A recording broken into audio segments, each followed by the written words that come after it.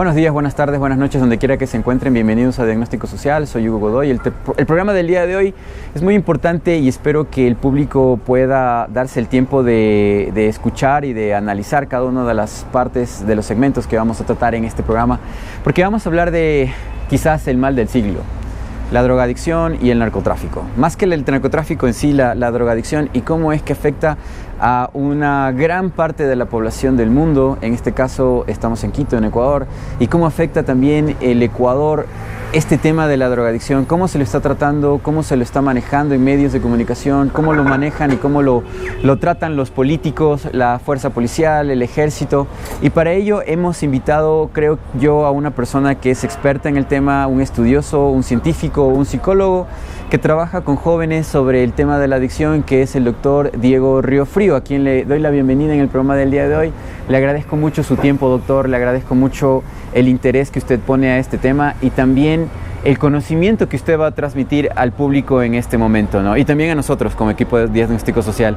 Doctor, ¿cree usted que existe un paciente llamado, no sé cómo llamarlo, el paciente es la adicción, el paciente es el país? ¿Cómo están los síntomas de las adicciones a las drogas en el Ecuador? Muchas gracias, Hugo. Gracias por invitarme, ¿no? Y gracias por darme la oportunidad de conversar con la gente y contarle algunas cosas que es importante saberlas para poder entender el problema, del consumo de drogas, para poder entender el tema de las adicciones, para poder entender los trastornos que se generan por uso de sustancias y además eliminar ciertos mitos que están generando un aumento en el consumo. Bueno, en términos generales, las drogas, la drogodependencia y las adicciones son un problema social, son una enfermedad social. Y es una enfermedad social que es consecuencia de ciertos determinantes que genera en la sociedad la convivencia, incluso también el negocio. Por eso la ley en Ecuador se llama una ley de prevención integral del fenómeno socioeconómico, porque detrás de la droga hay un negocio muy grande. Es un negocio que tiene muchos intereses en generar mayor nivel de consumidores para poder vender más la sustancia. ¿Negocio de quién? De los vendedores, del narcotráfico, incluso de algunos establecimientos relacionados que tiene que ver con incluso, por ejemplo, el lavado de activos, el lavado de dinero, que tiene que ver con la protección y la seguridad a la venta de drogas, al territorio donde se vende droga, incluso muchos centros de tratamiento de adicciones que tienen un negocio en el tratar la adicción y no curarla, ¿no? Entonces, es un poco... tiene muchas aristas este negocio, pero es tan lucrativo que les conviene mantener a los pueblos en el consumo y sobre todo que no haya una respuesta social y gubernamental adecuada para que reduzca el consumo. Sí, bueno, hay un libro interesantísimo que cambió mi vida cuando yo fui un pequeño adolescente, que lo encontré en la biblioteca de mi casa, de un escritor inglés, Aldous Huxley, que se llamaba, bueno, hay dos volúmenes. El uno es El Nuevo Mundo Feliz, Viaje a un Mundo Feliz, y de ahí escribió una reedición que se llamaba Nuevo Viaje a un Mundo Feliz.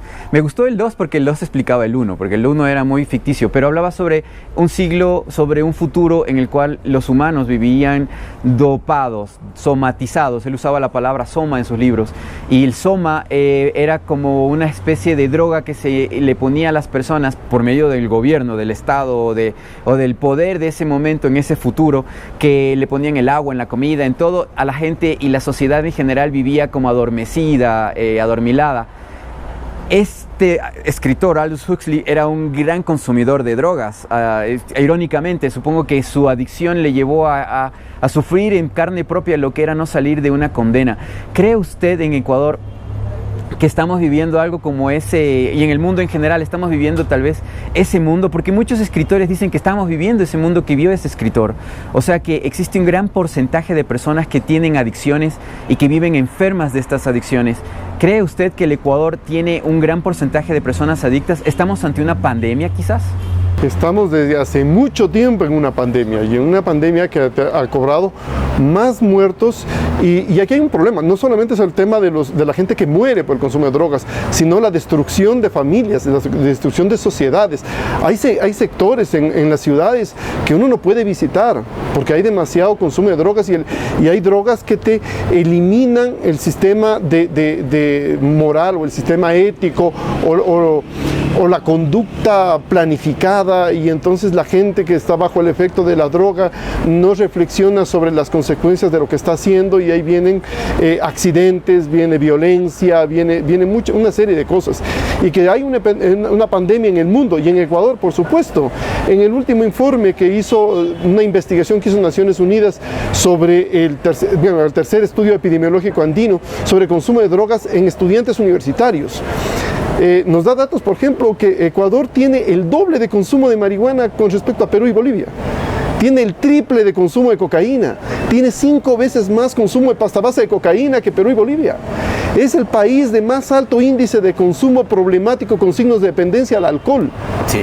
¿Ya? Es el primer país consumo de tabaco, que es la primera causa de muerte vinculada directamente a la sustancia, en estudiantes universitarios, que son jóvenes y además que tienen un proyecto de vida, ¿no? Porque están en la universidad. Imagínate aquellos que no pudieron ingresar a la universidad, que tienen que obligadamente trabajar, o que no alcanzaron la nota y tienen un nivel de frustración. Entonces tenemos un grave problema, y en el informe sobre alcohol y drogas en las Américas 2019 de la Comisión Interamericana sobre el Consumo de Drogas, la CICAD de la OEA, dice que el Ecuador está en el 4º puesto en América en más alto índice de consumo de cocaína en adolescentes de establecimientos educativos secundarios. 4º, más que Estados Unidos, más que México, más que Brasil, superado solamente por Colombia, Chile y Canadá. O sea, y esa es la realidad del Ecuador. ¿Y cuál es la respuesta estatal frente a eso? Hablamos de datos del 2016. ¿Qué fue lo que hizo el Ecuador con respecto a este problema? Eliminar la Secretaría Técnica de Drogas, quitarle el presupuesto. ¿En qué año fue eso? En 2018. 2018, sí, se quitó. Despedir. Habían 130 empleados en la Secretaría Técnica de Drogas, ahora quedan 8. Entonces, ¿qué es lo que estamos haciendo como respuesta a eso? No solamente que no estamos respondiendo a un problema, sino que estamos involucionando, estamos disminuyendo la respuesta estatal a eso. O sea, digamos que hay unos síntomas de una enfermedad, de un virus o de una infección social, pero en vez de buscar el tratamiento o los expertos o el médico, digámoslo así metafóricamente, que detenga el virus, que detenga la infección, estamos dejando que el cuerpo se siga infectando. Claro, y eliminamos el observatorio de drogas para no tener datos, porque los datos asustan. Alguna vez un amigo me puso un ejemplo, me dijo, si tú estás con la nevera vacía, no le preguntas a tu visitante si quiere un vasito de agua, porque sabes que no tienes. Exacto. Entonces, ¿qué es lo que haces? No investigas, no das datos sociales sobre el consumo de drogas para que la gente no se asuste. Oculta la información. Exacto, ocultemos la información, no, ni siquiera lo ocultamos, no hay. No creemos información, exacto, no hay, para que la gente no sepa lo que está pasando. Entonces, con eso solucionamos el problema. Entonces, no funciona así. Yo quiero, para comprender el fenómeno de las drogas, te quiero poner un ejemplo. Imagínate que tu hija pequeña tiene fiebre. Tú te preocupas por la fiebre, porque la fiebre es un problema, le puede dar hasta convulsiones febriles. El pediatra se preocupa por bajarle la fiebre, pero tanto tú como el pediatra saben que ese no es el problema, que algo le pasa en el organismo de la niña que le está produciendo fiebre. Así es. Entonces, sí luchas contra la fiebre, le bajas la fiebre, pero también tienes que atacar la causa que le produce fiebre. Eso es lo que sucede con el consumo de drogas. Hay un aumento drástico en el consumo de drogas, pero el consumo de drogas no es el problema. Sí es un problema, pero no es el problema. Algo está pasando. Es una consecuencia de algo. Por supuesto, y hay que ver qué es lo que está pasando. Y eso que está pasando en la sociedad que genera consumo de drogas se conoce como factor de riesgo. Para que exista una adicción deben haber 3 pasos. Primero, una vulnerabilidad, ya sea genética, porque mis antepasados fueron alcohólicos o fueron consumidores de drogas, o una vulnerabilidad adquirida. Es decir, en el transcurso de mi vida se generaron ciertas condiciones psicológicas y sociales que provocan una vulnerabilidad en la persona. A eso hay un disparador. Es decir, el momento en que el microtraficante o el momento en que el amigo le dice, prueba esta sustancia, y dispara la conducta de consumo. Y luego esa conducta de consumo llega al objetivo. Es decir, yo tengo tantos problemas en mi vida y consumo cannabis para olvidarme de los problemas. Para relajarme. Y efectivamente me relajo y me olvido que tengo los problemas. Entonces consigo lo que buscaba y ese nivel de recompensa te hace que tu cerebro pida repetir la experiencia de consumo. Y eso sucesivamente produce una adicción. Estamos hablando de que en el Ecuador del siglo XXI, en este contexto de lo que estamos hablando, los datos que usted menciona son escalofriantes. Es decir, la mayoría de gente considera de que el problema o la crisis está en otra parte, en otro lado, siempre, ¿no? En Colombia es el problema, en Perú es el problema, en Estados Unidos o en Europa consumen cantidades brutales de drogas, pero lo que usted me está diciendo es que Ecuador está liderando, está ganando los primeros puestos en estas estadísticas atroces y catastróficas, pero bueno, el Ecuador está pensando en el fútbol que perdió ayer contra Uruguay, y vamos a hablar en el siguiente bloque de por qué el Ecuador está viendo a otro lado, los medios de comunicación, los políticos y todo el mundo está viendo al otro lado. Así que primer bloque de Diagnóstico Social, volvemos después de estos cortes comerciales.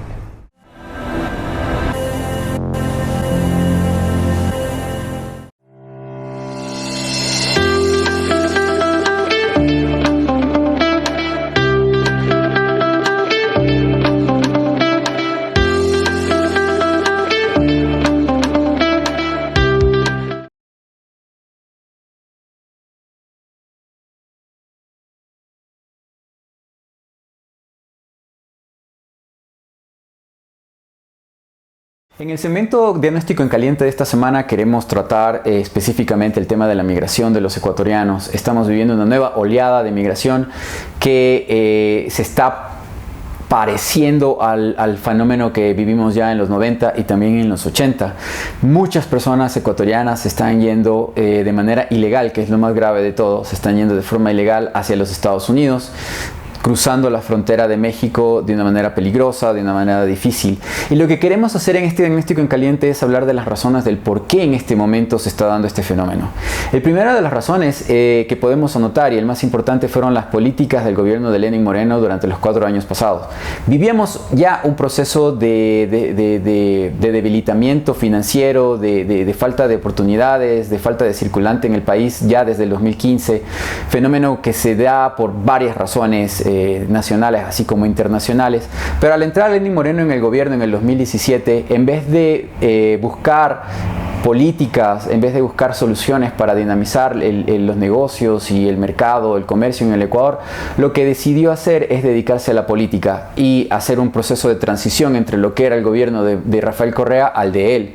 Entonces entró prefirió hacer una consulta popular en el 2018, la cual todo fenómeno de elección popular genera expectativa, incertidumbre, tanto en los empresarios, inversionistas, para ver qué es lo que va a pasar. Y ese proceso de incertidumbre de varios meses de campaña electoral provoca que no haya inversión, que no haya trabajo, que no haya circulante. Entonces en el 2018 vivimos una fase de decaimiento financiero que venía desde el 17 debido a la campaña electoral dura y agresiva de las presidenciales y también de la asamblea.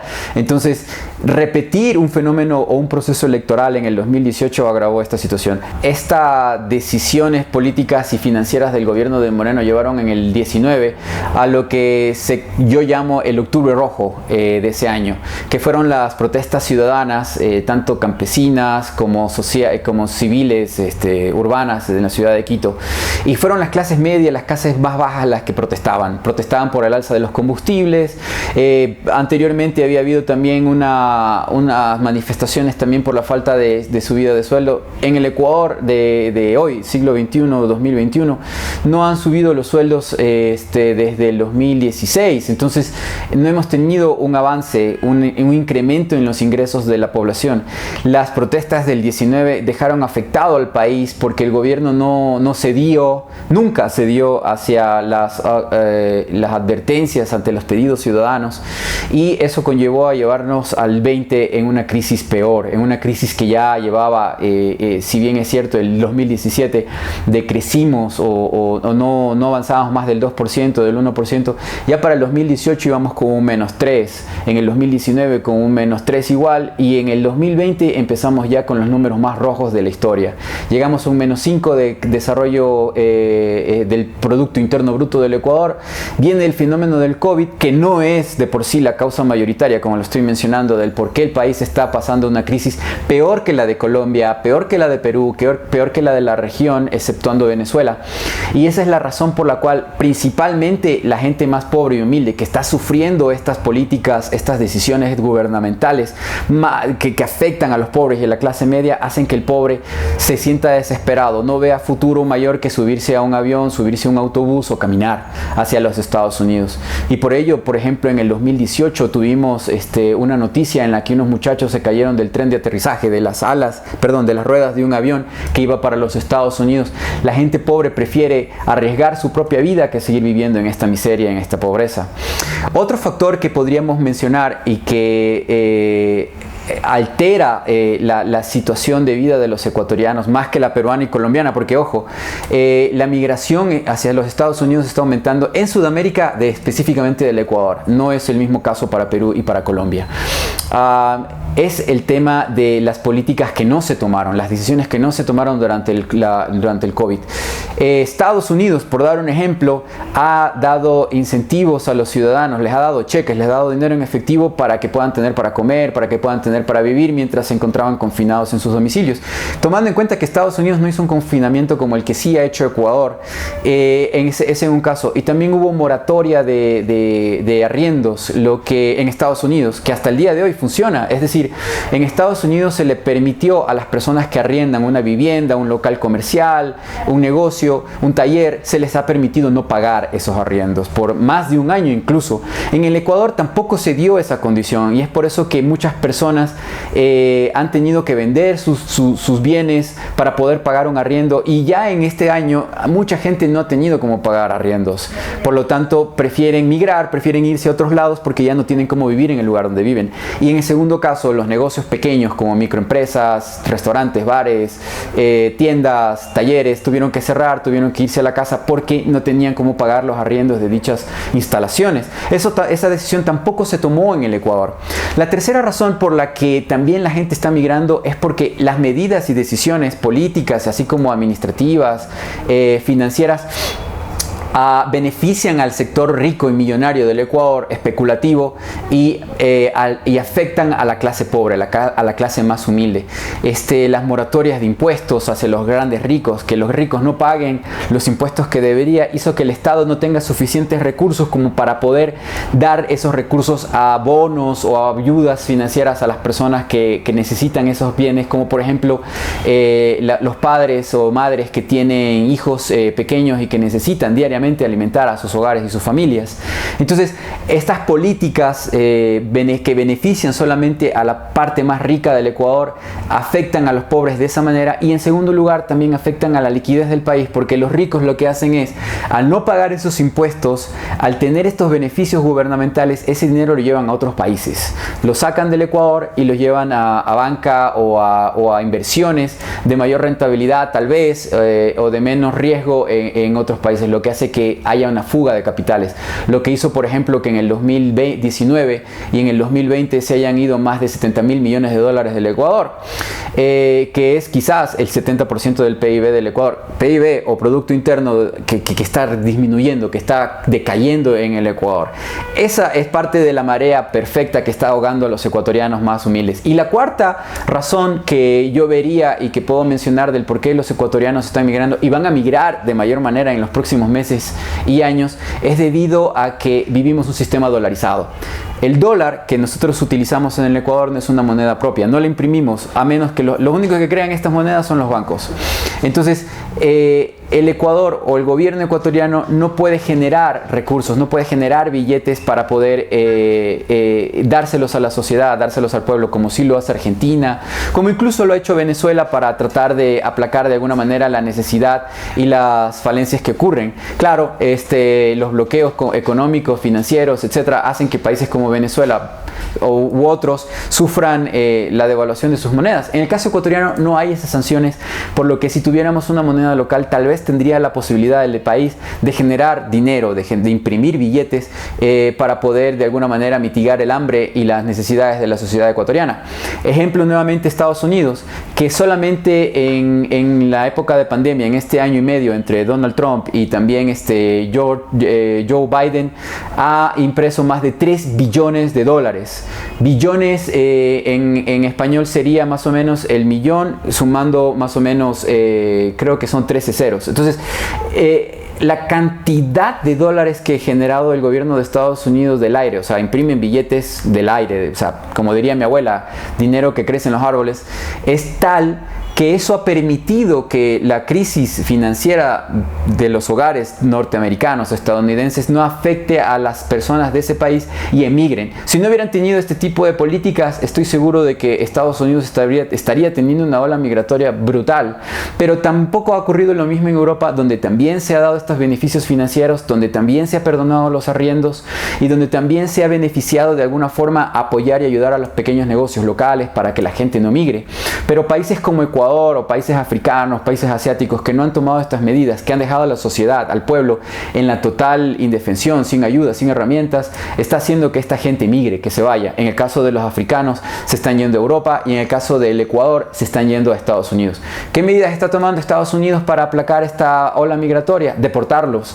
Ha deportado a más de 50.000 personas en lo que lleva del año, ecuatorianos, y en el caso de México ha puesto México la decisión de pedir un visado a los ecuatorianos. O sea, ahora el ecuatoriano para poder ir a México tiene que tener una visa. México no le había pedido visas a Ecuador o había retirado el visado hace unos años a Ecuador porque Ecuador estaba creciendo, era uno de los países que más crecía en la región, le estaba yendo bien, por lo tanto México veía a los ecuatorianos como un potencial turismo de consumo dentro de su país. Ahora en cambio ven al ecuatoriano como un potencial migrante ilegal del cual tendrían que tomar decisiones para protegerlo, para ampararlo, tomando en cuenta que mucha de la gente que está migrando hacia Estados Unidos de manera ilegal son mujeres y niños, niñas y niños, y muchas de estas personas están muriendo en la frontera porque es una frontera peligrosa, es una frontera difícil de atravesar a pie porque es un desierto, el desierto de Sonora. Y todos los días estamos recibiendo noticias de mujeres que mueren en el desierto o desaparecen. Desaparecen por las mafias o desaparecen porque simplemente se ahogaron en el río y nadie recoge esos cadáveres. Y en el caso de los niños es devastador, es devastador. Sus derechos son vulnerados, se quedan en medio de la frontera y no saben qué hacer.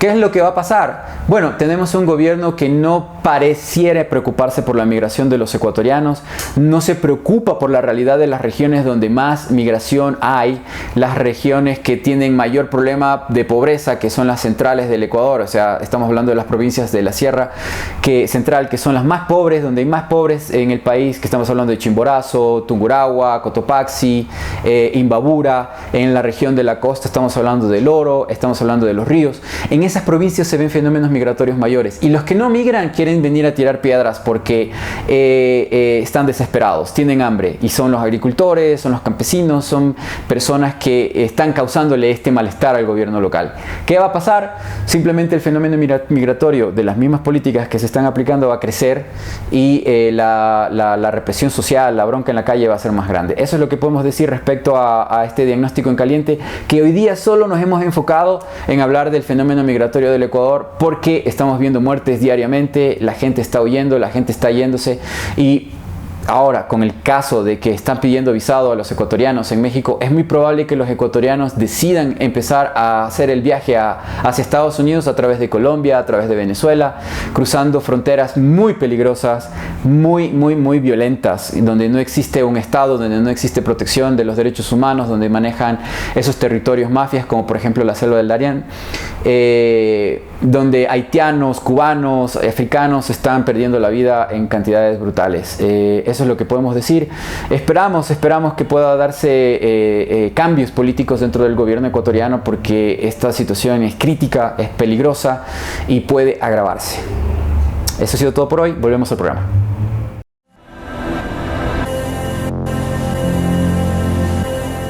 Segundo bloque de Diagnóstico Social. El día de hoy estamos hablando sobre adicciones y sobre esta problemática de las drogas en la sociedad ecuatoriana y en la región.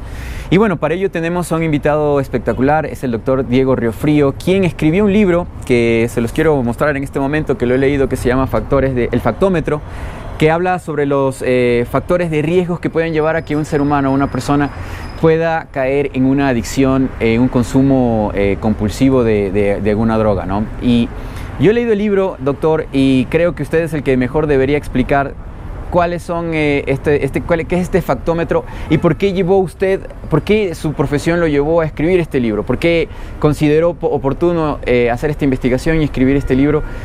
Para hablar, yo siento como padre que está más orientado hacia los padres, no sé, la lectura se la consume, la como de una forma como que está hecho para mí, ¿no?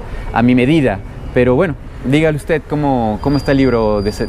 Sí, básicamente el libro fue escrito para los padres, es una guía para los padres, pero aquí un poco hay que comprender, y la mejor forma de comprender es con lo que está pasando ahora, la pandemia del COVID. O sea, si nosotros hubiésemos pensado que la solución al COVID es aumentar los espacios en las unidades de cuidados intensivos, crear más hospitales con unidades de cuidados intensivos, más ventiladores para tratar a la gente, hubiésemos visto morir mucha gente.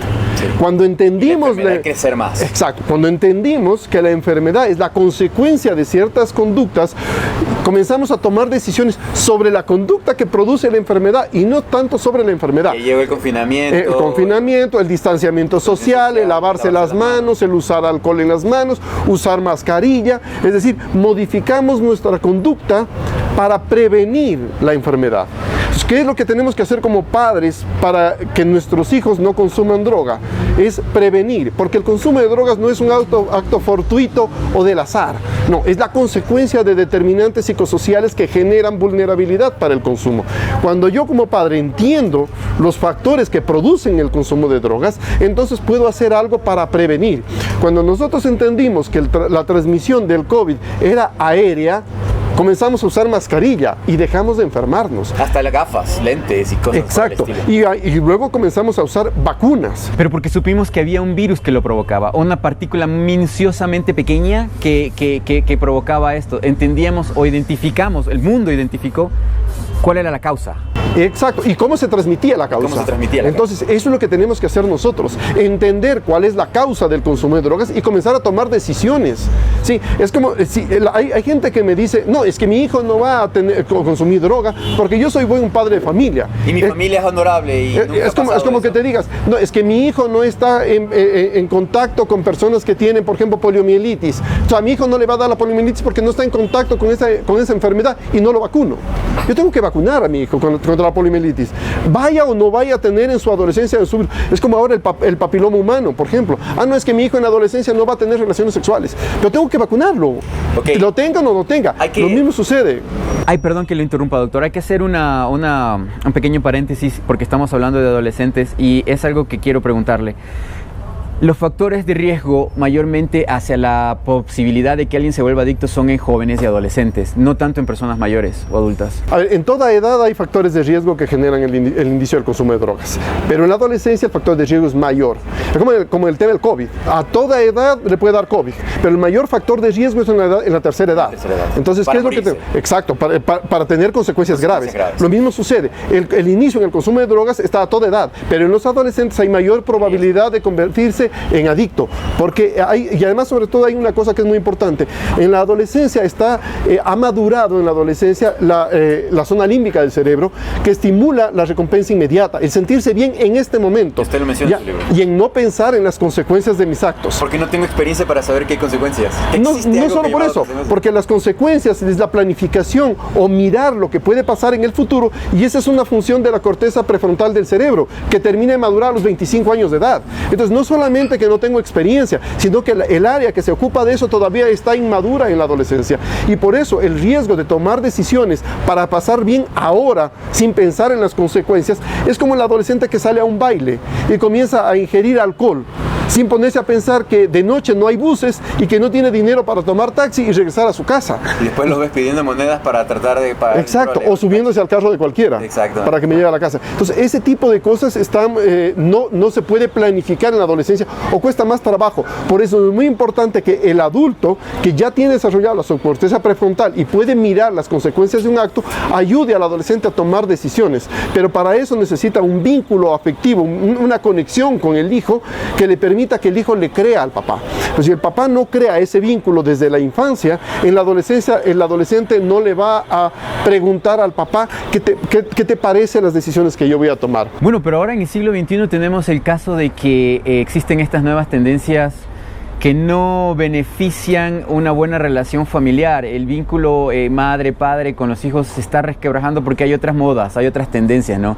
Estamos más preocupados y yo no digo que esté mal, ¿no?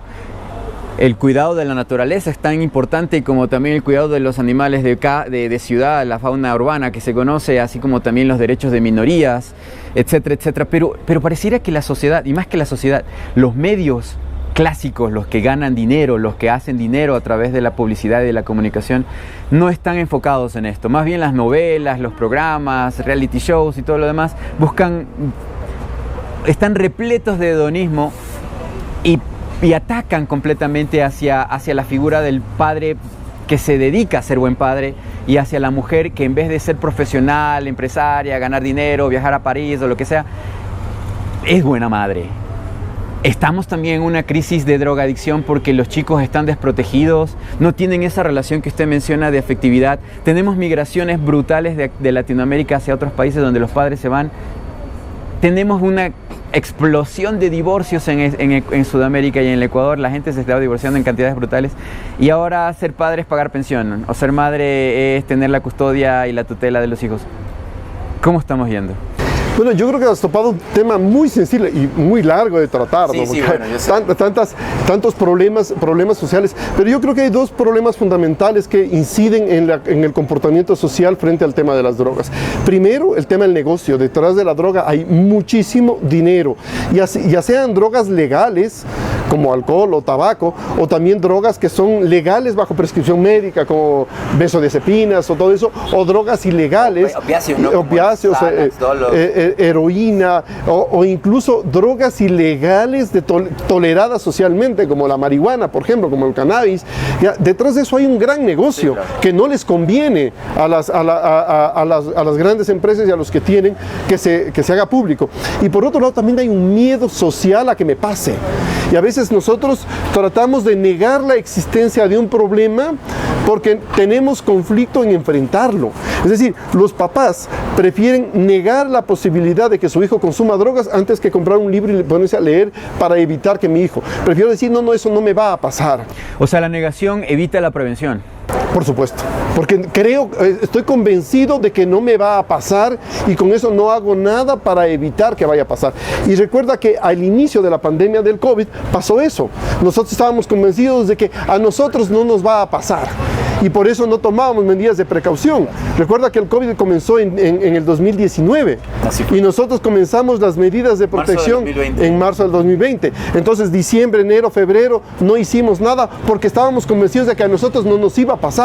¿Y cuál fue la consecuencia? Cientos de muertos. Miles. Entonces, ¿qué es lo que da? Lo mismo fue y también hubo negación. Al principio las autoridades decían, no, esos son imágenes de otro país, esos son noticias falsas. Por si acaso, fake news significa noticias falsas. No sé por qué dicen fake news, ni siquiera saben inglés y lo dicen. Pero me refiero a que hubo negación. Salía la misma prensa y las mismas autoridades del gobierno a decir, están metiendo noticias falsas y todo. Ese muerto que sale supuestamente en Guayaquil en la calle no es. Y la negación llevó a que no hubiera un trabajo de remediación. Sí, no, y mira que hay una cosa, no solamente a nivel de país. Es un excelente ejemplo. Sí, a nivel de familia, cuando la gente se contagió de COVID, dijo, no, debe ser una gripe, a mí no me va a dar porque yo no he estado en contacto. Todo eso. Y el no ir a los servicios médicos a tiempo ocasionó que se complique. Y ya cuando llegó a la unidad de cuidados intensivos, por supuesto, y ya fallecían. Y muchos de los fallecimientos fueron porque negaron la posibilidad. No, si yo no he salido, si yo sí me he lavado las manos, si yo sí usé mascarilla, y eso fue que ya fueron al servicio médico cuando ya estaba complicado. Entonces, ¿qué es lo que estamos haciendo nosotros? Negamos los estados de ansiedad, negamos que hay presencia de factores de riesgo en nuestros hijos y no hacemos nada. Y ya cuando nos damos cuenta de que nuestro hijo ha consumido droga, es cuando ya hay un deterioro en la conducta. Y no solo cuando ha consumido, cuando ya es adicto. Eso es más grave todavía, ya cuando hay un consumo frecuente, cuando hay una alteración en la química del cerebro, ahí recién comenzamos a reaccionar. Incluso nosotros... Y los metemos en centros, bueno, no digo los metemos, o sea, no me ha pasado, pero muchos padres los meten en estos lugares de reclusión donde supuestamente los tratan. Y hemos trabajado en algún momento conociendo estos centros, algunos, ¿no? El tratamiento clásico de muchos de esos es manguerearlos, insultarlos, gritarles, encerrarlos, encadenarlos, llevando incluso a algunos adictos a hacer películas. A mí me pidieron que dirigiera una película, que decidí no hacerlo, producir una película que se llama Azules Turquesas, de una muchacha que escribió, actriz, que escribió un guión y que sacó una película hace poco sobre su visión, desde su óptica, desde su punto de vista como adicta, de los sufrimientos y maltratos que recibió por el tema de que los padres la recluían en estos centros, y en estos centros ella pasó muchas cosas, ¿no? O sea, es la óptica de esta persona, pero el tratamiento post determinación de una adicción, o sea, la persona ya está adicta, es posible, o sea, hay realmente posibilidades de que alguien se cure de una adicción. Verás, aquí no, o sea, a ver, curarse de la adicción, no, siempre será adicto. Sí. Lo que puede es llegar a tener una abstinencia, es decir, ya dejar de consumir. Pero esa persona todavía tiene la tendencia a la adicción, por eso si vuelve a probar la droga, vuelve a caer nuevamente. Ya no, las famosas recaídas. Las famosas recaídas, ya, pero sí hay forma. El tema es de que no hay una cura, no hay un terapeuta que te cure de la adicción. No, la adicción es un camino que lo camina el consumidor. Lo que hace el especialista es acompañar en un proceso de recuperación que es responsabilidad de la propia persona, y la propia persona encuentra las herramientas que necesita en su vida para poder caminar hacia la recuperación. Pero es una recuperación que está en la persona, en su mente y en su corazón y en sus condiciones de vida. Pero si vemos una persona que ha iniciado el consumo de drogas por depresión, para soportar la depresión, y le comenzamos a castigar, a encerrar, a encadenar, estamos aumentando la causa que lo llevó al consumo de drogas. ¿Sí? Y eso es lo que no entendemos nosotros acá, y por eso hay muchos consumidores que no están preparados, muchos centros de tratamiento que no están preparados, y lo que hacen es encerrarlo, encadenarlo, no para ayudarlo, lo hacen para proteger el ingreso económico que representa. Y por $2,000, $3,000, ¿no? O sea, tú te recluyes a veces 2, 3 meses y te cobran esa cantidad de plata, y hemos visto en el país cuántos casos de chicos que se han quemado, porque la desesperación de estas personas, y también pasa cuando les meten presos, ¿no?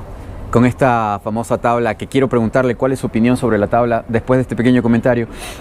Encerrarle a la persona dependiente de drogas, o que vende drogas, o que es mula, se metió a transitar con drogas en su cuerpo o en su ropa porque es pobre y le ofrecieron estas condiciones, o no sé cuáles serían las circunstancias, pero creo que es una acción supremamente arriesgada el transportar drogas. Por eso no lo hace el narco y busca terceros.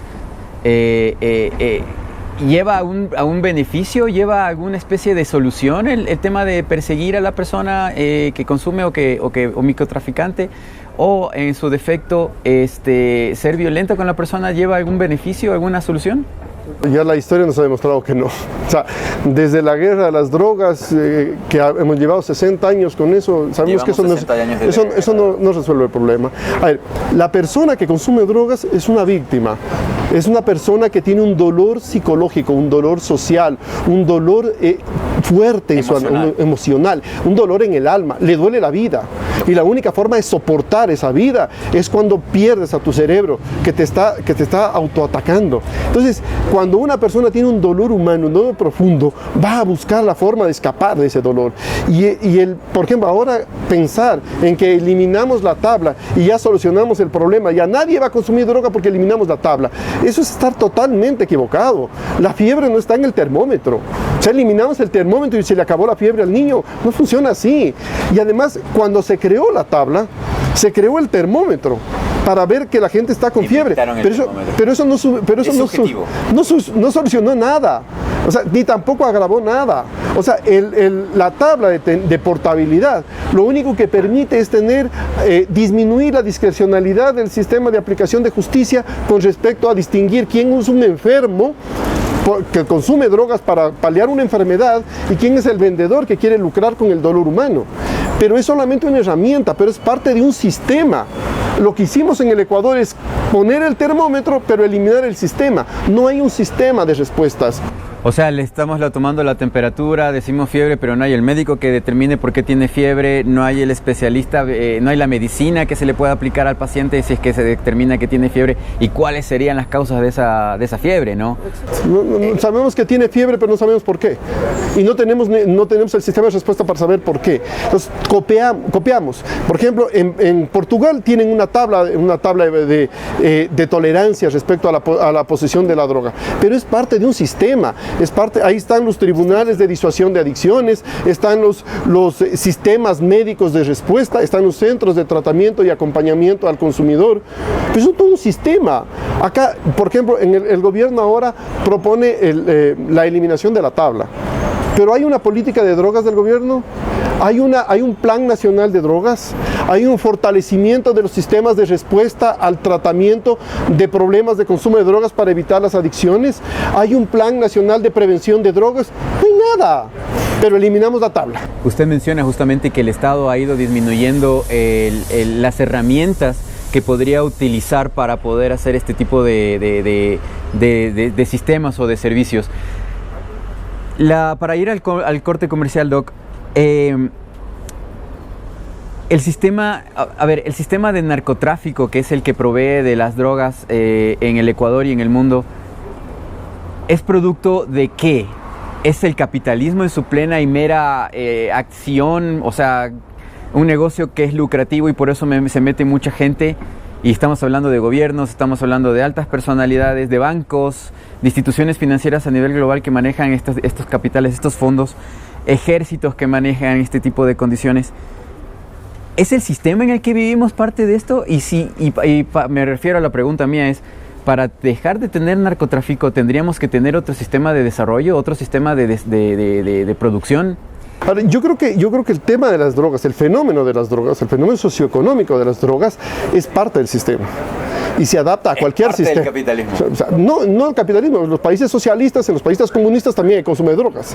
O sea, sí, no es que sí hay. De hecho, yo he estado en Cuba y he visto en eso. Entonces, no es cuestión de, o sea, esto es parte del sistema, pero es parte de la naturaleza humana. O sea, el consumo de drogas es de hace 7.000 años. Sí, esto no es que es de ahora y todo eso. Lo que pasa es que desde que hay humanos hay dolor. Okay. Y el dolor te lleva a buscar una forma de eliminar el dolor. Por eso digo, la solución no está en luchar contra el narcotráfico o contra la sustancia. Y yo siempre ponía un ejemplo. Yo cojo este sobre que es de azúcar, pero imagínate que este sobre sea heroína o H para Guayaquil. Yo te doy a vos, ¿lo consumirías? No, claro que no. ¿Por qué?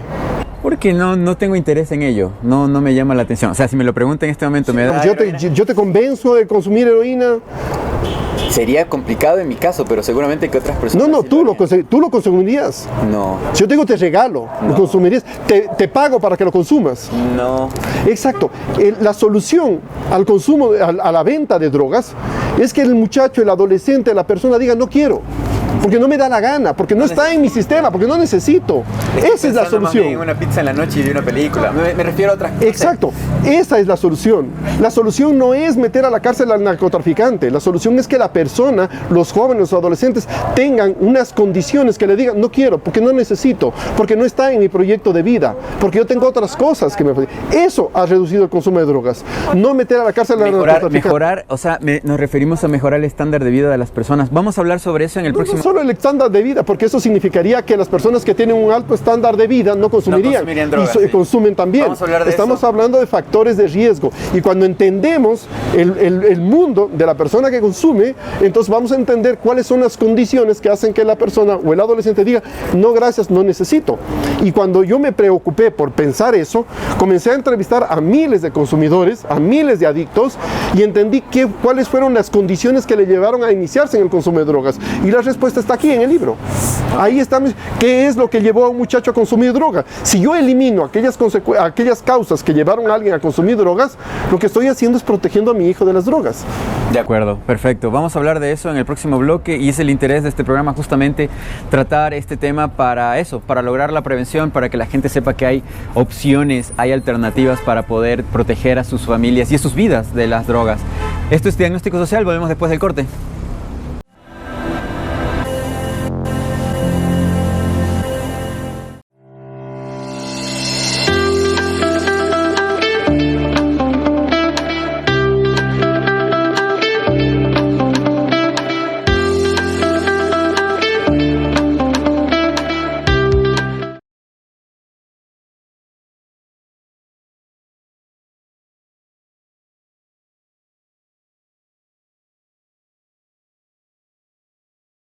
Bienvenidos al tercer y último bloque de Diagnóstico Social. El día de hoy estamos hablando sobre la drogadicción, sobre las adicciones y también vamos a tratar específicamente qué soluciones podemos encontrar, cuáles son las herramientas que podemos utilizar para poder mitigar este mal que está destruyendo sobre todo a la niñez y a la juventud del mundo y también del Ecuador. Antes de eso quería mencionarles que estamos en el Café Guayasamín, en la cafetería que aquí dice de Guayasamín, en la República de El Salvador y Portugal, frente a las Twin Towers, disfrutando de este excelente café.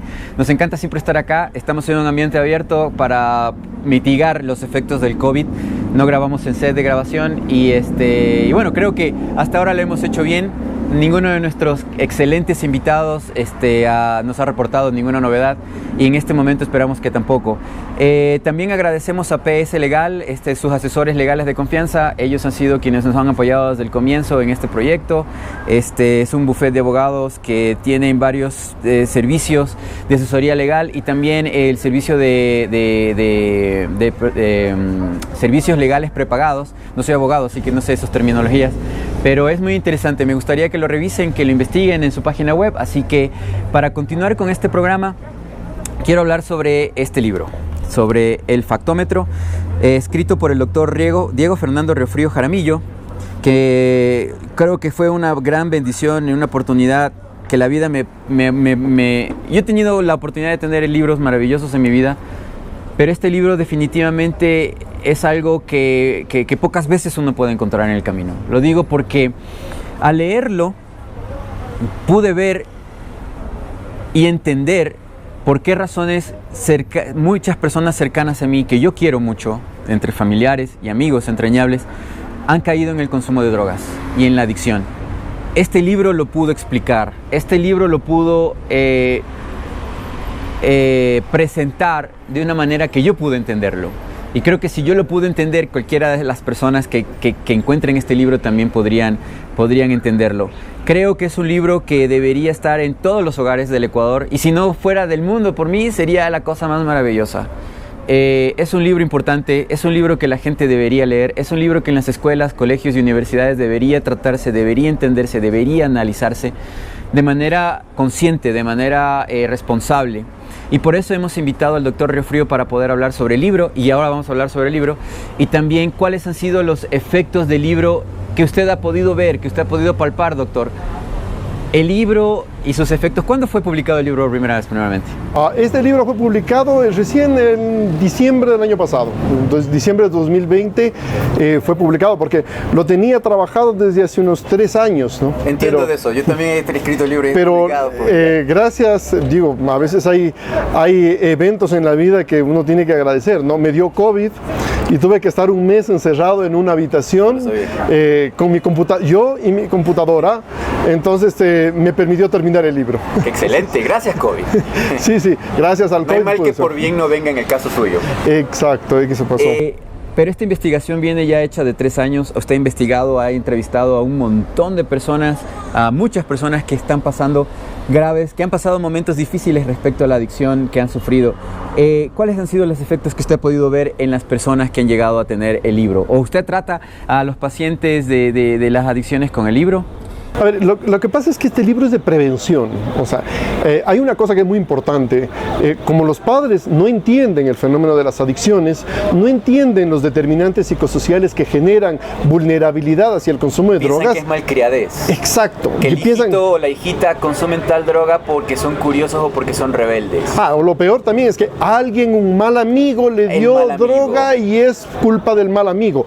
O porque el colegio no hizo nada, o porque el gobierno no hizo nada, y es una forma de lavarse las manos sobre la responsabilidad. O la policía no tiene a los narcos en las cárceles. Exacto. Entonces, que es la fiscalía realmente la que debería hacer eso, no la policía.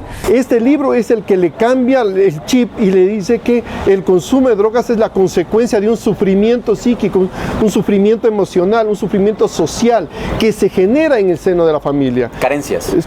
Carencias. Mi resumen de casi 7 factores de riesgo prácticamente me pareció carencias y mal ejemplo.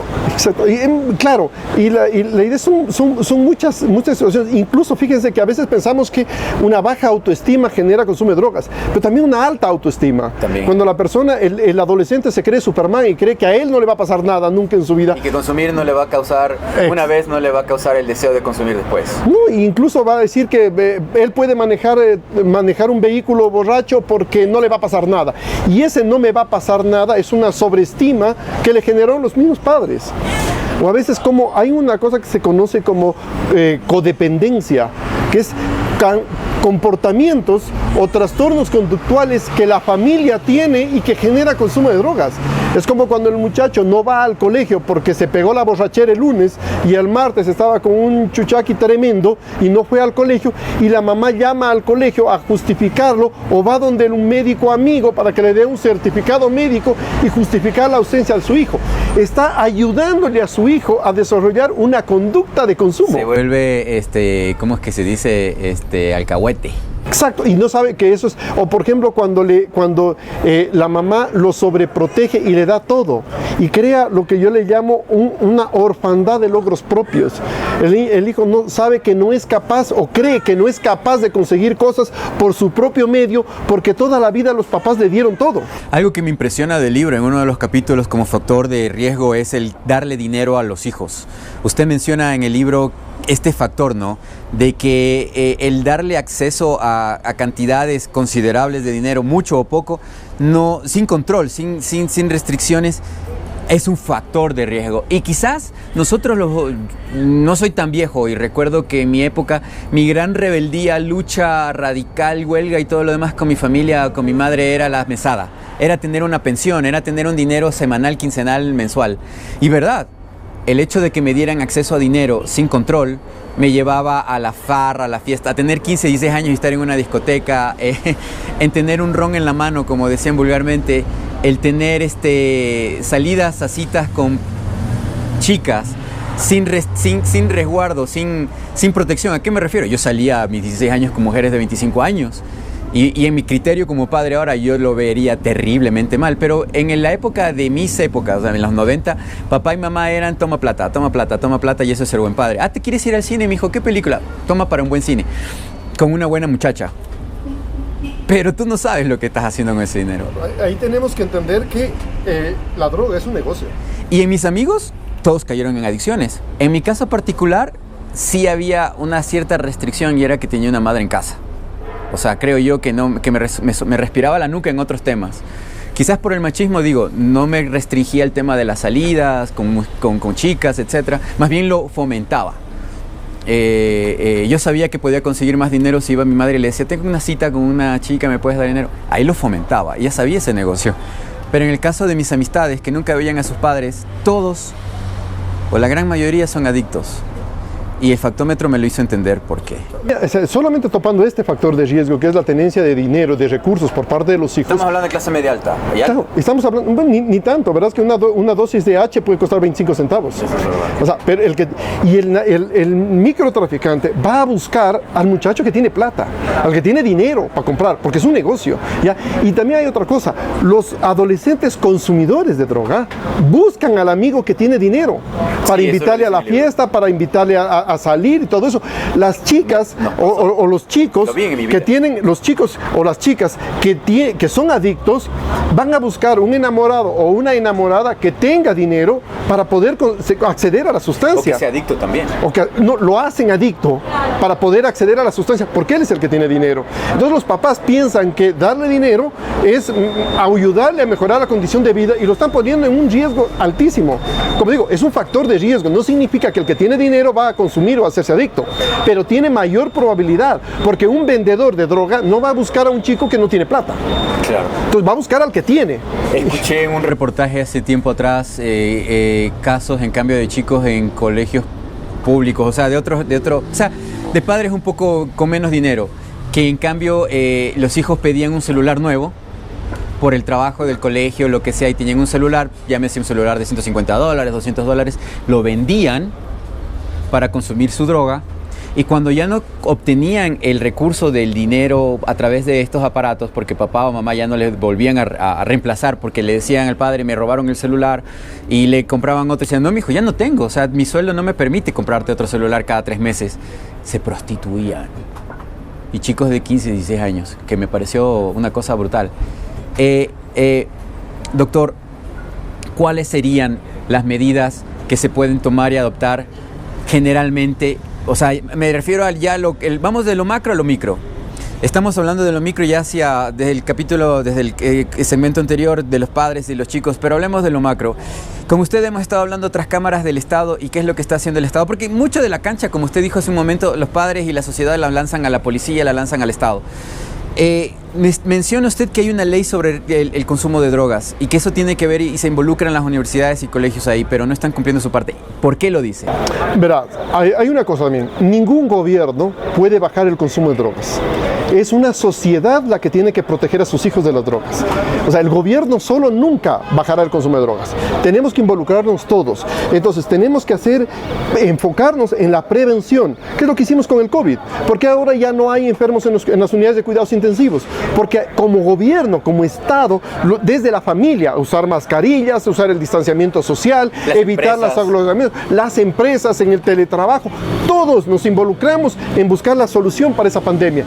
Es igual que tenemos que hacer para el tema de las drogas, todos. Y por eso hay una ley que dice que en todas las empresas públicas y privadas hay que hacer programas de prevención de drogas. Que todas las universidades tienen que tener una materia de prevención de drogas obligatoria, porque queremos llegar al vulnerable. Si hacemos una materia o un curso optativo, van solo los que no tienen problemas, pero los que tienen problemas van a negar la posibilidad de tener el problema, porque les causa un dolor. Que todos los establecimientos educativos, secundarios y privados tienen que tener programas, protocolos de prevención de drogas, materias de prevención de drogas en todos los colegios públicos y privados. Pero esto es desde el 2015 y nadie cumple. Y el gobierno no hace nada por hacer cumplir. El Ministerio de Trabajo no ha hecho nada por crear las condiciones para que las empresas cumplan su rol de prevención de drogas. Porque mire lo que pasa en las empresas públicas y privadas y lo hemos visto. Yo lo he visto. Cuando trabajé en CNT un tiempo, cuando se descubre una persona en el trabajo que está consumiendo una droga, o sea, llega alcohol, borracho, o la persona ha consumido, se va al baño y descubren que tiene cocaína en su escritorio, lo que sea, lo despiden, lo botan. O sea, viene lo que hace la sociedad en cambio con meterlo preso y todo lo demás. Me refiero a que no hay un involucramiento, una correspondencia, una corresponsabilidad ni de los colegios ni de las universidades, porque al final le echan la culpa al muerto. No, y además el que tiene que hacer cumplir la ley, que es el gobierno, tampoco hace nada. O sea, el Consejo de Educación Superior, la CNESID, no hace nada para que las universidades cumplan esto. Y además me parece a mí que yo no entiendo una universidad que tenga una facultad de jurisprudencia, por ejemplo, de derecho, ¿ya?, que forme abogados, ¿ya?, y que la universidad que forma abogados para hacer cumplir la ley, no cumple la ley la universidad. Sí, sí. Entonces, ¿dónde está la calidad moral de la universidad para decirle, ustedes tienen que cumplir la ley? Si un estudiante copia, lo sancionan. ¿Por qué? Porque no cumplió las normas. Pero si la universidad tampoco cumple las normas, entonces ¿qué calidad moral de la universidad para hacer eso? Con la mayoría de universidades, porque yo lo digo. Todas. No hay ni una sola universidad que tenga la materia de prevención de drogas que establece la ley. Y que también son alcahuetes de la adicción en el lugar, en la institución. O sea, hay que decirlo claramente. Afuera de las universidades, yo no voy a decir nombres para que no nos demanden, pero En la mayoría de universidades que yo conozco de Quito, por lo menos en Quito, Ecuador, en la puerta de la entrada de la universidad se citan los muchachos para entregarse para vender droga. No, a ver, no en la puerta, porque en la puerta de la universidad la policía puede llegar y meterlos presos. Dentro de la universidad, donde no puede entrar la policía. Más seguro. Es más seguro, es una zona franca para vender y comprar droga. Visto, ¿no? Yo he visto en universidades privadas de aquí, no voy a decir nombres para no recibir demandas, pero he visto que en las universidades, con gente conocida mía que estudiaba en esas universidades, en la puerta de la universidad, marihuana, cocaína, éxtasis, bla, bla, bla. Adentro, como no era estudiante de dicha universidad, seguramente debe haber habido un zafarrancho, una brutalidad, una cosa de qué pensar, de qué decir, pero sí, no hay control, no hay... Pero mira, el informe de Naciones Unidas sobre el consumo de drogas en estudiantes universitarios dice que los estudiantes universitarios ecuatorianos tienen más del doble de consumo de marihuana que en Perú y en Bolivia. Tienen más del triple de consumo de cocaína, 5 veces más consumo de pasta base de cocaína. Los estudiantes ecuatorianos, el consumo de alcohol problemático con signos de dependencia llega al 25% de la población estudiantil universitaria. Y como la policía no puede hacer prevención dentro de la universidad, el gobierno tampoco, el municipio tampoco, la universidad no hace nada. Es lo mismo que dijimos en el programa especial que hicimos sobre los peatones y sobre los siniestros y la violencia en las calles. Le mandamos a la policía, por ejemplo, en el tema de prevención, la policía es una institución que no sabe de comunicación, no tiene especialistas en temas de adicciones y todo lo demás, tiene agentes de seguridad. Y seguridad es un tema muy distinto a lo que estamos hablando. Debe haber una institución y organizaciones especializadas que hagan este trabajo tanto de comunicación en prevención, presión hacia las universidades, presión hacia los medios de comunicación, porque tras cámaras también le estaba mencionando a usted que yo que he trabajado en comunicación, en los medios de comunicación, canales de televisión del Ecuador, un 65-70% de esas personas que trabajan ahí, que dan las noticias, que se paran a dar las noticias, son consumidores de droga, continuos y asiduos, periodistas, presentadores, reporteros, son consumidores de drogas. Lo he visto. Mira, y hay una cosa también, lo que tú dijiste es importante. No hay una institución técnica que articule la política. Perdón que le interrumpa, para terminar esta idea. Y esos medios de comunicación son escuelas de consumo, son escuelas de perversión en muchas áreas. Son status quo de eso. Y no, mira, el Ecuador es uno de los pocos países en el mundo que no tiene una institución especializada en el tema de drogas. No hay, la desaparecieron en el gobierno anterior. Tenía la Secretaría Técnica de Drogas, pero lastimosamente al frente de la Secretaría Técnica de Drogas ponían gente que no es especialista, gente que no es técnica en eso. Por eso la institución no era eficiente, porque ponían de director a un administrador de empresas, luego a un policía, luego a una abogada. Entonces no eran especialistas. Entonces, como la institución no funcionaba, entonces desaparecieron la institución. Pero la institución no funcionaba porque la usaban como plataforma política, ponían a los amigos ahí. Para que ganen entonces, plata, mira, ahora hay una parte de prevención de drogas en el Ministerio de Salud Pública. Pero el Ministerio de Salud Pública tiene muchos problemas. Claro. El tema de la vacunación, el tema de hospitales, el tema de medicamentos, sueldo de médicos. La prevención de drogas es la última rueda del coche. No es mi prioridad para el Ministerio de Salud Pública porque tiene otros problemas. En el Ministerio de Educación tienen el problema de establecimientos educativos, de infraestructura educativa, de equipamiento educativo, de desayuno escolar, sueldos de maestros. Esos son problemas. Y la prevención, en cambio, también el Ministerio del Interior tiene otros rollos. Tiene, claro, el problema del narcotráfico, no tiene la prevención. Entonces, no hay una institución cuyo objetivo primario es la reducción de la demanda de drogas en el Ecuador. No tenemos. Por eso no hay quien articule una política de drogas. No tenemos un plan nacional de drogas, no tenemos una política nacional de drogas, una política de Estado respecto a la droga. Entonces, si no tenemos una institución que articule el trabajo de todos, de la familia, de los padres de familia, de los barrios, de las escuelas, de las universidades, de las empresas, si no tenemos a alguien que articule y una política nacional que nos muestre el camino, nunca reduciremos el consumo de drogas en Ecuador. Es complejo porque, a ver, yo conozco asambleístas que son adictos a drogas, que cuando no fueron políticos y trabajaban en medios de comunicación como presentadores consumían drogas y tenían una vida totalmente desorganizada. Llegan a la asamblea. ¿Y usted cree que esas personas que consumen drogas van a trabajar en pro de desaparecer esto de las calles del Ecuador? O sea, estamos en un tema medio complejo. Pero ya hay una ley de drogas. Ya existe. Por ejemplo, hay una ley que nos dice: todas las universidades de forma obligatoria tienen que tener una materia de prevención de drogas. ¿Qué universidad tiene? Ninguna. ¿Y colegios tampoco? ¿Qué ha hecho el CENESID? Nada. ¿Qué ha hecho el Consejo de Educación Superior? Nada. ¿Qué ha hecho el CASES? Nada. La ley dice, todas las empresas públicas y privadas tienen que tener un programa de prevención del consumo de drogas, no de botarlo al trabajador que ya consume. Es como en el tema del COVID. Si una empresa tiene por política, al que le da COVID lo despedimos. Es absurdo.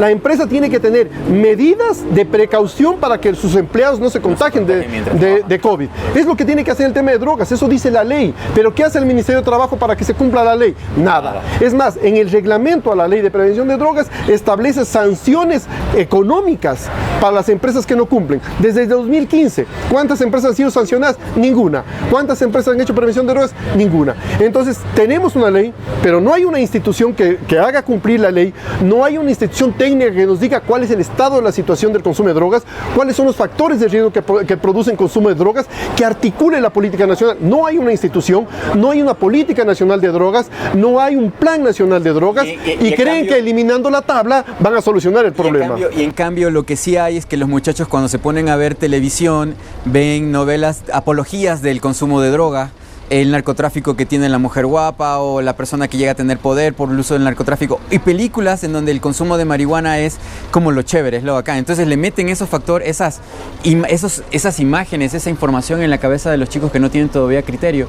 Y vamos a otro problema también que tiene que ver con el tema de la corrupción dentro de la policía y del gobierno seccional. O sea, el tema de lo que sacan los medios de que cogieron 1 kilo por aquí, otro kilo por allá, es simplemente un contubernio con las mismas organizaciones delictivas que producen cocaína o que expenden cocaína, porque de cada 100% de droga que se manda al mundo, el 10% siempre lo designan para que un medio de comunicación X denuncie o ponga que se ha recogido droga para decir que se está haciendo un trabajo. O sea, la sociedad piensa que hay una persecución hacia las producciones de drogas, pero eso es falso. Es una maquillación completamente maquiavélica, se puede decir, porque el mismo narcotraficante, si no está en contubernio con el gobierno, con la policía o con el Estado, el mismo narcotraficante coge a una mula y dice, verán, el camión que está yendo en esa 1800 denuncia, dice, verán, hay un camión que está yendo hacia Tulcán y ese camión que contiene drogas, soy un informante anónimo, no puedo decir mi nombre porque me pueden matar, chao. Entonces va la policía, bla, bla, bla. O sea, de todas las formas, ellos ya tienen estructurado este status quo, esta estructura que genera millones de dólares y que, como usted lo menciona, es muy difícil tratarla porque como comunicador, si nosotros nos pusiéramos a denunciar quiénes son los que están metidos detrás del tema, probablemente nos pegan un tiro mañana y esto va a seguir. No hemos hecho el cambio. Lo que pasa es que también hay una cosa que tiene que considerar en esto. El consumo de drogas es producto de un sufrimiento social, de un sufrimiento emocional de la persona. Mientras haya sufrimiento, habrá gente que quiera consumir droga y que necesite comprarla. Y va a haber narcotráfico. Claro, o sea, el sufrimiento social, el sufrimiento humano, porque también es social, es colectivo, ¿no? De hecho, de esa herramienta se aprovechan o la utilizan los narcotraficantes y estados, porque hay estados narcoestados. Entonces, doctor, para ir concluyendo, queremos nosotros en este momento decirle a nuestro público que estamos dispuestos a obsequiar 4 de estos libros del Factómetro, publicado y editado por Círculo Rojo Editorial y de la autoría del doctor Riofrío con estos factores de prevención, ¿no es cierto? Y lo que queremos invitarle al público del programa es que para poder ganárselo, como el doctor dijo, hay que tener un sistema de compensación de logros, de éxitos. No regalarlo por regalarlo, sino que se sienta que hay un trabajo, una labor detrás para valorar lo que se gana. Queremos nosotros al público que nos envíen sus historias sobre por qué razón creen ustedes que este libro lo deben tener. O sea, si en su familia tienen alguna persona que podría, ustedes consideran que podría caer en una adicción o que es adicta o que ustedes desean obsequiarlo a una familia que son padres jóvenes, como sea, mándenos un correo o escríbanos a nuestras direcciones de redes sociales. Y también, si es que quieren divulgar esta información de este reportaje, si nos pasan por captura de pantalla sus reposteos, sus retuiteadas, su colocar este programa en su Facebook, nosotros vamos a hacerles merecederos de obsequiarles este libro y se los vamos a enviar. Entonces, eso quería mencionar como una promoción porque creemos que es realmente algo importante que todo el país debería tener. Doctor, ¿qué podemos hacer para que el Estado Estado pueda involucrarse más? Bueno, ¿dónde ha funcionado? Es porque la sociedad civil ha presionado al gobierno para que tenga una política nacional de drogas. Si nosotros como sociedad no tenemos el Twitter del presidente, el Twitter del vicepresidente, de la ministra de Salud, de todo eso, tenemos que presionar a través de redes sociales. No hay solución. Mira, ¿tú crees que baja la fiebre porque rompemos el termómetro? No. O sea, no funciona así. Mira, yo te quería explicar algo. Mira, te voy a poner un ejemplo pequeño, ¿no? Un padre de familia una vez me dijo, mi hijo tiene 3 años. ¿Cómo hago prevención de drogas con mi hijo? ¿Qué? ¿Le voy a poner a decir qué es la marihuana a los 3 años? Tiene que prevenir el padre, pues. No. Yo le dije una cosa. El niño está jugando fútbol en el patio. Se ensucia. Y la mamá le dice, no te subas con los zapatos sucios a la cama porque ensucias el edredón. El niño llega, se sube a la cama con los zapatos sucios, el papá lo habla y la mamá le dice, no lo hables, déjalo. Ya lavamos el edredón y ¿qué ha pasado? Tanto escándalo por algo tan simple. Entonces, ¿cuál es el mensaje que la mamá le dio a su hijo? Que hay normas, hay reglas, no subirse con zapatos a la cama, que él puede violar la regla y subirse con zapatos a la cama y no tiene consecuencias su conducta. Eso aprendió. Entonces, cuando en adolescencia le dicen no consumas droga porque trae consecuencias, él en su subconsciente va a entender que las consecuencias no le caen a él porque eso le enseñó su mamá cuando tenía 3 años y va a consumir droga. Y luego la droga le va a comenzar a afectar la química del cerebro y se va a comenzar a volver adicto. ¿Quién es culpable de esa adicción? ¿El microtraficante? ¿El gobierno? ¿La policía? No, la mamá que de niño le dijo que no hay consecuencias a las conductas que violan la norma. O ser un poco más prevenido y bañarlo, lavarlo al hijo. O sea, yo que he sido padre me doy cuenta de que a veces cuando tú ya vas a darle el reclamo o la reprimenda porque rompió o dañó a alguna criatura, es porque uno puso o sea, no hubo factores de prevención en que esa criatura comete un error, porque su naturaleza como criatura es equivocarse. Pero aprender que hay errores, claro, y que los errores traen consecuencia. Claro. Entonces ellos van a evitar consumir droga porque sabe que la droga es un error y que ese error trae consecuencia, porque eso aprendí en mi casa. Pero somos padres tan cariñosos que no queremos que tenga consecuencias a sus errores y evitamos las consecuencias y le enseñamos a no prevenir las consecuencias. Y ahí estamos fomentando una conducta de riesgo que al final puede ser consumo de drogas. Si yo entiendo el fenómeno, cómo funciona, voy a evitar. Por eso en este libro tienes 20 factores de riesgo, te explico científicamente por qué eso es un factor de riesgo para el consumo de drogas, luego te doy un pequeño test para que evalúes qué tanto hay el riesgo en la vida de tu hijo, y luego te explico si tiene bajo riesgo, qué haces, si tiene riesgo medio, qué haces, y si tiene alto riesgo, qué tienes que hacer como padre. De acuerdo. No son todos los factores de riesgo, pero son los 20 más importantes que han generado en el Ecuador. Y es un primer paso. Si como sociedad el gobierno todavía no toma la decisión de estructurar un sistema que involucre a todo el Ecuador en proteger a los hijos de las drogas, por lo menos cuidemos al mío a través de mi conducta como familia y comencemos a protegerlo. Hay veces en que una visita llega a mi casa a fumar.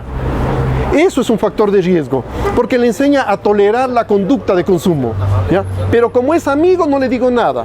Si yo le enseño que en mis principios, en los principios de la familia, el consumo de cualquier tipo de droga, tabaco, alcohol, marihuana, cocaína, heroína, lo que sea, no es tolerable en mis principios de familia, eso va a aprender mi hijo y voy a protegerlo a él porque él se va a apartar de los amigos que consumen, porque eso aprendieron de la casa. Pero como es mi jefe, como es mi primo, como es el pariente, lo dejo consumir dentro de mi casa, estoy generando un ambiente de tolerancia al consumo y ese es un factor de riesgo para los hijos. Lo mismo la tolerancia a la frustración. Nunca dejo que mi hijo tenga una frustración, porque todo le soluciono. Es decir, si se sacó una mala calificación en el colegio, voy a hablar con el profesor para que le cambie la nota o le dé una segunda oportunidad. Entonces le enseño a no tolerar la frustración. Y cuando es adolescente o joven, tiene una frustración, como no tiene mecanismos de tolerancia a la frustración, lo que voy a hacer es conseguir una sustancia que me nuble el cerebro para no enfrentarme a la frustración. Es decir, voy a consumir droga o me peleo de mi enamorada, me voy a emborrachar en la cantina porque no tolero la frustración, porque mis papás nunca me dejaron frustrarme. Porque como nunca me frustré de niño, entonces no sé lo que es frustrarse y no puedo manejar esa situación. Déjenlo que se frustre. De eso habla este libro. Y a veces no nos damos cuenta que los padres, con nuestra conducta, estamos generando condiciones para el consumo de droga. Claro, de acuerdo. Sí, bueno, este es un primer paso para poder tratar este tema en este programa. Creo que vamos a hacer en futuro más trabajos. Yo le invito, doctor, a que nos mantenga informado, tratar de enlazarnos, conectarnos con otros agentes de veeduría, de trabajo social colectivo para poder presionar socialmente al Estado para que haga su parte. En el caso de los padres, que se involucren, que puedan saber qué es lo que está pasando con sus hijos y también ellos como padres. Muchos dicen, no se nace sabiendo ser padre, no hay una universidad para padres, pero sí hay mucha información, sí hay muchas herramientas, por lo menos para no cometer los errores más graves, porque hay errores que vamos a cometer como padres, pero los errores más graves sí podemos evitarlos. Hay la información. Este libro es una de esas herramientas para poder evitar una grave consecuencia. Entonces, esto ha sido todo por el día de hoy. Tratamos de que el programa no sea tan largo para que podamos asimilar tanta información de una manera fácil. Le invito, doctor, para poder conversar en futuros programas sobre este tema y también sobre esta información. Esto ha sido todo por hoy en el día de hoy en Diagnóstico Social. Soy Hugo Godoy. Nos vemos la próxima semana.